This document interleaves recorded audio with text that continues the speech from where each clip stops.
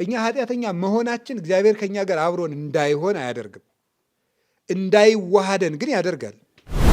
የበደል መጨረሻ እግዚአብሔር ከኔ ጋር የለም ማለት ነው። እንደዚህ ማለት ልብን ያደነድናል ይላል።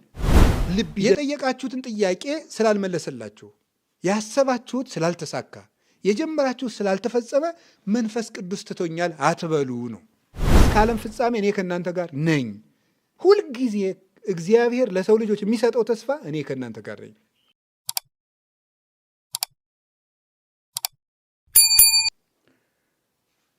እምነት፣ ተስፋ፣ ፍቅር ጸንተው ይኖራሉ ይላል። ተስፋ ምንድን ነው? ቅዱስ ቄርሎስ ይህን ሲተረጉም እንዲህ ይላል። ሰለስተ ስነ ብፁዕ ጳውሎስ አወፋያ ለቤተ ክርስቲያን። ንዑድ ክቡር የሚሆን ጳውሎስ 3 ውበቶችን ለቤተ ክርስቲያን ሰጠ ይላል። ስንት ውበቶች? 3። የቤተ ክርስቲያን ጌጦቿ እነዚህ ናቸው የምታበራባቸው፣ እምነቷ፣ ተስፋዋና ፍቅሯ ነው። ቤተ ክርስቲያን የሚያሰኟት እነዚህ ናቸው። ቤተ ክርስቲያን ከዚህ ውጭ ውበት የላትም። ቤተ ክርስቲያን ጉልላቱ በወርቅ መሰራቱ ጌጥ አይደለም። መጋረጃው የሐር መሆኑ ጌጥ አይደለም። ቤተ ክርስቲያኑን አያስጌጠውም። የወርቅ መስቀሎች፣ የወርቅ አትሮንሶች፣ የወርቅ ካባዎች መኖራቸው ቤተ ክርስቲያኑን ውብ አያሰኘውም። የቤተ ክርስቲያን ውበቷ እምነቷ ነው። በእግዚአብሔር ላይ ልቧን ጥላ መኖሯ ነው። የቤተ ክርስቲያን ውበቷ ተስፋዋ ነው። የቤተ ክርስቲያን ውበቷ አንድነቷ ነው። እነዚህን 3 ጌጦች ለቤተ ክርስቲያን ሰጣት ነው። እነዚህ ጌጦች፣ ሌሎች ጌጦች ቤተ ክርስቲያኒቱን ከመፍረስ፣ ከመቃጠል፣ ከስደት፣ ከሞት አያድኗትም። የወርቁ ጉልላት፣ የብሩ ምሰሶ፣ የብሩ ከበሮ ግድግዳው እንዳይቃጠል፣ መሰረቱ እንዳይነቀል፣ ሰዎች እንዳይታዩ አያድንም። እምነት፣ ተስፋ፣ ፍቅር ግን ውበትም ናቸው፣ ከለላም ናቸው። ቤተ ክርስቲያን ልጆቿን የምታስጠጋባቸው የጸኑ ዋሻዎች ናቸው። ብፁዕ ጳውሎስ፣ ንዑድ ክቡር ጳውሎስ 3 ውበቶችን ለቤተ ክርስቲያን ሰጠ። አሚን ዲበ አብ። እምነት ስለ አብ ነው ይላል። አብን ወላዲ አስራጺ በማለት ማመን ነው። እምነት ስለ አብ ተነገረ። ወተስፋ ዲበ ወልድ። ተስፋ ተረፈ ቄርሎስ ላይ ነው ያለው። ተስፋ ስለ ወልድ የተነገረ ነው። ወልድን ተወላዲ ብሎ ማመን ነው። ተስፋ ወልድ ነው ይላል። ወፍጻሜ ውስጥ ለሕግ በመንፈስ ቅዱስ። ፍቅር ደግሞ ማለት አለ በመንፈስ ቅዱስ ፈጻሚነት አንድ መሆን ነው። ስለዚህ እምነት ስለ አብ ተነገረ፣ ተስፋ ስለ ወልድ ተነገረ፣ ፍቅር ስለ መንፈስ ቅዱስ ተነገረ። እምነት፣ ተስፋ፣ ፍቅር የያዘ ሰው አብ፣ ወልድ፣ መንፈስ ቅዱስን የማመኑ ማህተም ናቸው። እነዚህ አንድ ሰው በአብ በወልድ በመንፈስ ቅዱስ ስም አምኜ እኖራለሁ ብሎ ያንን እምነቱን የሚያሳየን በጸና እምነቱ፣ በጸና ተስፋው፣ በማይለያይ ፍቅሩ ነው። ሌላ ማስረጃ የለውም። ሰርተፊኬት አያሳየንም። አንድ ሰው በእግዚአብሔር የሚያምን በመሆኑን የሚያሳየን በእምነቱ፣ በተስፋውና በፍቅሩ ነው። ተስፋ ሲጎለን የውላቸዋል በሶስቱ የማመናችን ጥቅም፣ በአብ በወልድ በመንፈስ ቅዱስ የማመናችን ጥቅም ምንም አይደለም። ተስፋ ያለው ሰው ነው በስላሴ እንዳመነ ማረጋገጥ የሚችለው። ስለዚህ ወልድ ተስፋ ይባላል። ለምንድን ነው ከሶስቱ ተስፋ የሚለውን ወልድ የወሰደው? ለምንድን ነው? የነቢያት የተስፋቸውን ፍጻሜ የፈጸመው ማን ስለሆነ ነው? በተለየ አካሉ ተገልጦ ስጋ ለብሶ የመጣ እሱ ስለሆነ ተስፋ ለወልድ ተሰጥቶ ይተረጎማል እንጂ አብ ተስፋ አይደለም ማለት አይደለም። ሁሉም በሁሉ አሉበት። በአብ እምነትነት ማን አለበት? ወልድ መንፈስ ቅዱስ። በወልድ ተስፋነት ማን አለበት? አብ መንፈስ ቅዱስ። በመንፈስ ቅዱስ ፍቅርነት ማን አሉበት? አብ ወልድ፣ ሁሉም አሉበት።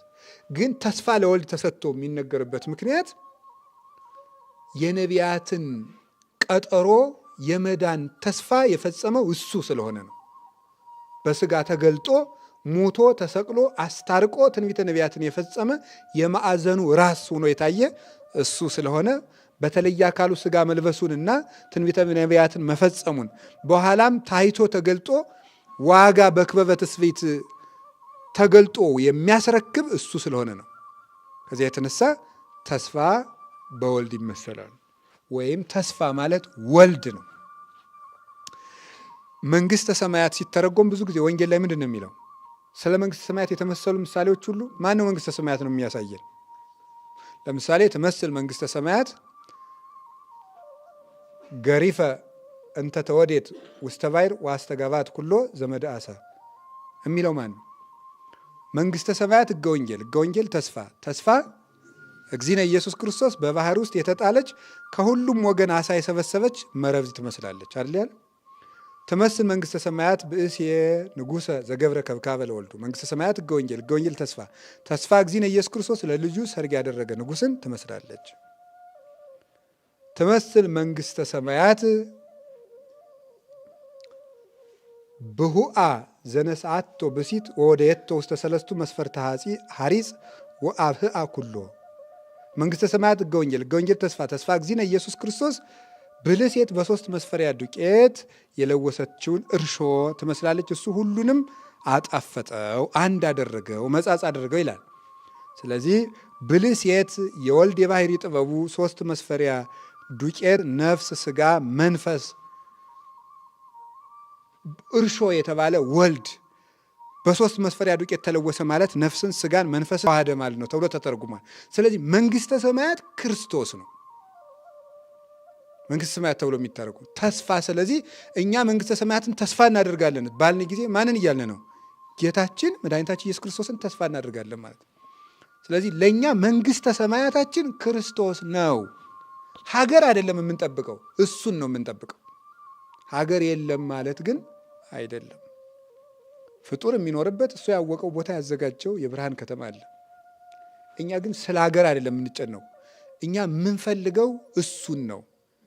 ሰው መጀመሪያ የሚወርሰው መንግስተ ሰማያት መድኃኔ ዓለም ነው። እሱን የወረሰ ሰው የእሱን ርስት መውረስ ይቻለዋል። ለዚህ እኮ ነው አስቀድማችሁ ጽድቁን ፈልጉ ሌላው ይጨመራል ያለው። ጽድቅ ያለው ራሱን ነው እኮ። እኔን ፈልጉኝ ነው፣ መንግስቱን ጽድቁን ፈልጉ ያለው ራሱን ነው። ከሱ የሚገኘውን ነገር መፈለግን አይደለም። እሱ ራሱ ነው መንግስተ ሰማያት። ተስፋም እሱ ነው እና እግዚአብሔርን ተስፋ ማድረግ ቅዱስ ዳዊትም ተስፋችን እግዚአብሔር እንደሆነ ነግሮናል። መዝሙር 26 ቁጥር 14 ላይ ምንድን ነው የሚለው? ተአገሶ ለእግዚአብሔር ወዕቀብ ፍኖቶ ወተሰፈወ ለእግዚአብሔር። እግዚአብሔርን ተስፋ አድርግ፣ ወተአገሶ ታገሰው፣ በርታ፣ ልብህ ይጽና ይላል። እግዚአብሔርን ተስፋ አድርግ። ስለዚህ ተስፋችን እግዚአብሔር ነው። እንግዲህ በተስፋ ደስ ይበላችሁ ማለት ምን ማለት ነው? ተርጉሙት። በማን ደስ ይበላችሁ ማለት ነው? በጌታችን በኢየሱስ ክርስቶስ ምን ይበላችሁ ማለት ነው? ደስ ይበላችሁ ነው። ፊልጵስዩስ ምዕራፍ 4 ቁጥር 4 ላይ ይህንን ገለጸው። ምን ብሎ? እብለክሙ ተፈስሑ ዘልፈ በክርስቶስ፣ ደግሜ እላችኋለሁ በክርስቶስ ደስ ይበላችሁ ብሎ ተናገረ። በተስፋ መደሰት ማለት ምን ማለት ነው?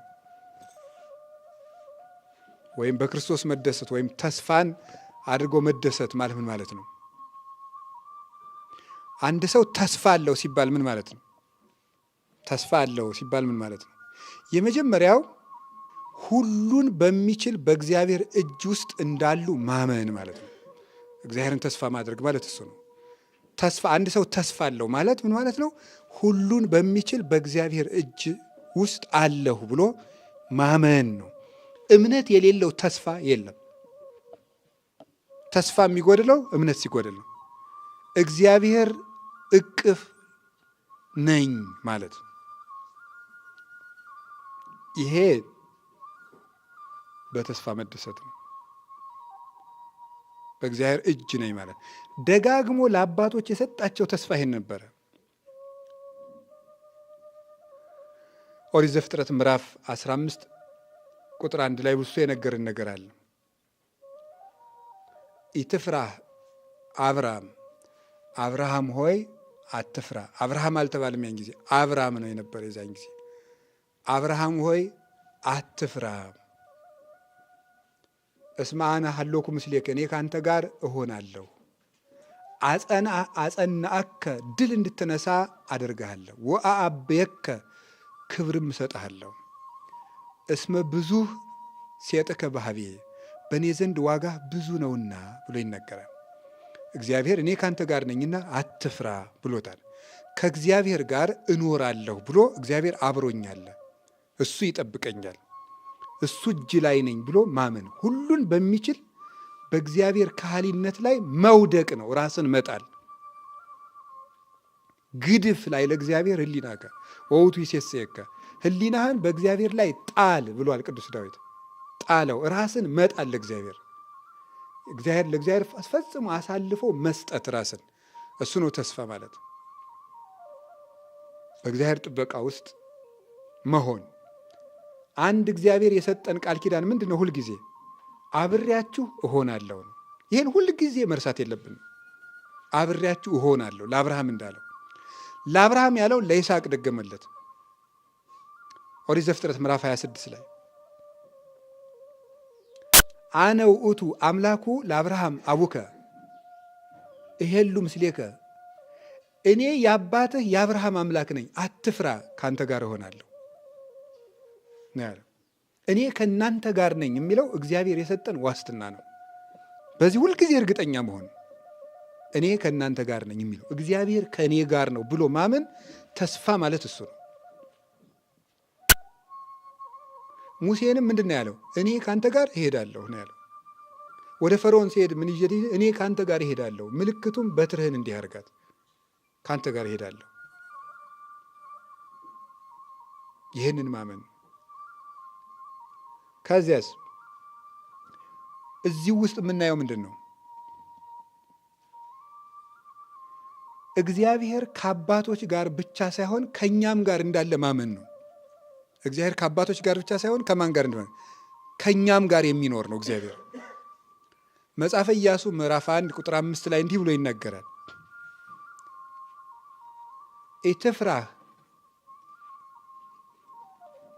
በከመ ሀሎኩ ምስለ ሙሴ ከማሁ እሄሉ ምስሌከ ወእያሃድገከ፣ ከሙሴ ጋር እንደነበርኩ ከአንተ ጋር እኖራለሁ፣ አትፍራ፣ በመከራም አልጥልህም አለው።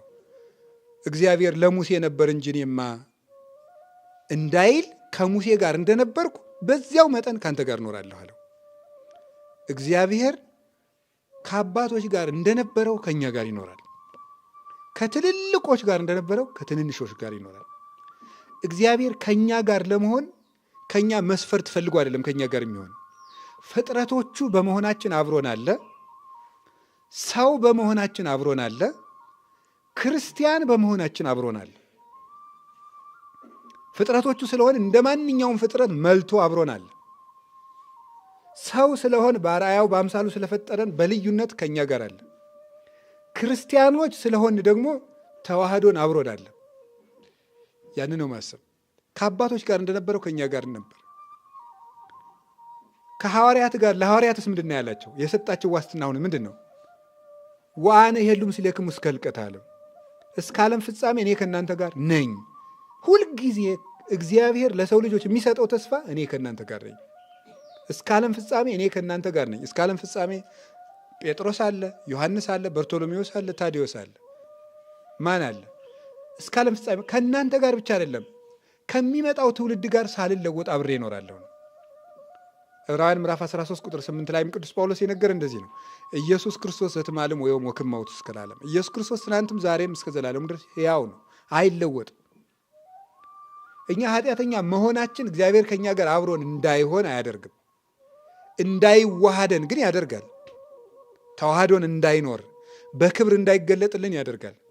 እንዳይጠብቀን ግን አያደርግም። እውነት ለመናገር የበደል መጨረሻ እግዚአብሔር ከኔ ጋር የለም ማለት ነው። እንደዚህ ማለት ልብን ያደነድናል ይላል። ልብ ይደነድናል ይላል ቅዱስ ዮሐንስ አፈወርቅ በድርሳኑ ሲናገር። እግዚአብሔር ከኔ ተለይቷል፣ እግዚአብሔር አይምረኝም፣ እግዚአብሔር አይቀበለኝም፣ ከኔ የራቀ ነው ማለት ልብን ያደነድናል።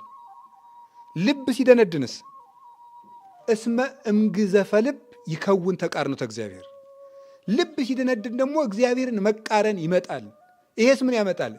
ያንሰአስህ መዓተ እግዚአብሔር፣ የእግዚአብሔርን መዓት ደግሞ ያነሳሳል። ልብን ማደንደን። ልብ የሚደነድነው ከየት ጀምሮ ነው ሲባል እግዚአብሔር ተለይቶኛል ከማለት።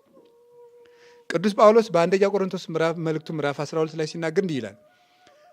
ምናልባት ሰዎች እየጸለዩ ህልም ሊያዩ ይችላሉ፣ ራእይ ሊያዩ ይችላሉ፣ ጥያቄያቸው ሊመለስላቸው ይችላል። በጠሩት ቁጥር እግዚአብሔር አለሁ እነሆኝ ሊላቸው ይችላል። እኛ ግን ጠይቀን አልተሳካልን፣ ጀምረን አልተፈጸመልን ሊሆን ይችላል። የዛ ጊዜ እግዚአብሔር ትቶኛ እንላለን። ግን ምንድን ያለ አሃዊነ ኢንፈቅድ ትኩኑ አብዳነ በእንተ መንፈስ ቅዱስ፣ ወንድሞቻችን ስለ መንፈስ ቅዱስ ሞኝ እንድትሆኑ አልፈቅድም ይላል። ሞኝ መሆን ማለት ነው። ትርጓሜያችን ምን ይላል? መንፈስ ቅዱስ ከእናንተ ሳይለይ እያለ ተአምር ሲያደርግላችሁ ባለማየታችሁ ምክንያት ትቶኛል አትበሉ ነው። የጠየቃችሁትን ጥያቄ ስላልመለሰላችሁ፣ ያሰባችሁት ስላልተሳካ፣ የጀመራችሁት ስላልተፈጸመ መንፈስ ቅዱስ ትቶኛል አትበሉ ነው። መንፈስ ቅዱስ እየበደልንም አብሮን ይኖራል። እግዚአብሔር ሰውን ተለይቶ አያውቅም። እስኪ አንድ ነገር ልንገራችሁ። ጌታችን መድኃኒታችን ኢየሱስ ክርስቶስ እንደተወለደ በእናቱ ትከሻ ሆኖ የተሰደደ ወደ የት ነው? አቤት ወደ ግብፅ አይደለ እንዴ? ግብፅ በብሉይ ኪዳን የምን ውክልና ነው ያላት? እግዚአብሔርን የመቃወም የትዕቢት የድፍረትና የድንቁርና ወኪል ናት። በመጽሐፍ ቅዱስ በምድራዊ ብዕል የመመካት የትዕቢት የማን አለብኝነት የድንቁርና የጨለማ የስጋዊነት ወኪል ናት ግብፅ። ለምንድነው ወደ ግብፅ የሄደው? ምንድነው የሚለው የኛ ትርጓሜ? ክደት ወደ ጸናበት መሄድ ለእግዚአብሔር ምኑ ነውና ነው የሚለው፣ ልማዱ ነውና ነው። እግዚአብሔር እንደውም ወደ እኛ ነው የሚመጣው። ልብ በሉ፣ ጌታችን መድኃኒታችን ኢየሱስ ክርስቶስ ከተነሳ በኋላ በጥብርያዶስ ባህር ሲገለጥ መጀመሪያ ሄዶ ያነጋገረው ሰው ማን ነው? ቅዱስ ጴጥሮስ ነው። የካደውስ ማን ነበረ? ቅዱስ ጴጥሮስ ነው። መጀመሪያ የታመመ ነው መድኃኒት የሚያስፈልገው። እሱም የተናገረ ይሄን ነው። ህሙማን ይፈቅድው ለዐቃቤ ሥራይ ወአኮ ጥዑያን፣ ባለመድኃኒትን የሚሹት የታመሙ ናቸው እንጂ ጤነኞች አይደሉም። ስለዚህ ጌታችን ኢየሱስ ክርስቶስ ቀድሞ ጴጥሮስን አነጋገረው። ጤነኛውን ዮሐንስን አይደለም ያነጋገረው። ህመም የጸናበትን ጴጥሮስን አይደል ያለ። እሱስ ለታመመችው ህዋሳችን የበለጠ እንክብካቤ እናደርግለታለን። ጣቴ ብትታመም እንዳልተኛባት፣ እንዳልሰብራት፣ እንዳላደማት ጋሬጣ የበለጠ ጥንቃቄ፣ ስስ ለሆነው አካላችን የበለጠ እንጠነቀቃለን። ሰው ድንጋይ ቢወረውርበት ቶሎ ብሎ አይኑን የሚጋርደው አይኑን ነው። ለደካማ አካሉ የበለጠ ጥንቃቄ ያደርጋል። ስለዚህ ጌታችን መድኃኒታችን ኢየሱስ ክርስቶስ የበለጠ ለደካሞቹ ጥንቃቄ ያደርጋል፣ እንክብካቤን ያደርጋል። 3 ጊዜ የካደውን ጴጥሮስ 3 ጊዜ ትወደኛለህ ብሎ አነጻው፣ ቀደሰው። ከዚያ በኋላ ያሳምን አለው። እንደዚያ ትወደኛለህ ከበኋላ በፍቅሩ ከበግነት ጠፍቶ የነበረውን ሰው ለውጦ በምንነት ወንበር አስቀመጠው፣ በረኝነት ቦታ አስቀመጠው። መጀመሪያ የጠፋህ በግ ነበርክ ለማለት ትወደኛለህ ወይ አለው። እንደወደህ አንተ ታውቃለህ አለ። ይሄን በግ ከጠፋበት ሂዶ ፈልጎ አመጣና እቀብ አባግዕ ያለው፣ በጎችን ጠብቅልኝ አለው። ፈልጎ አምጥቶ በረኝነት ቦታ አስቀምጠው። ፍቅር በግን ወደ እረኝነት ትለውጣለች ይላል አረጋዊ መንፈሳዊ። እንዲህ ያደርጋል። ይህን ያደርገው ተስፋ ነው። ተስፋ ማለት በእግዚአብሔር እጅ ላይ ነኝ ብሎ መናገር ነው።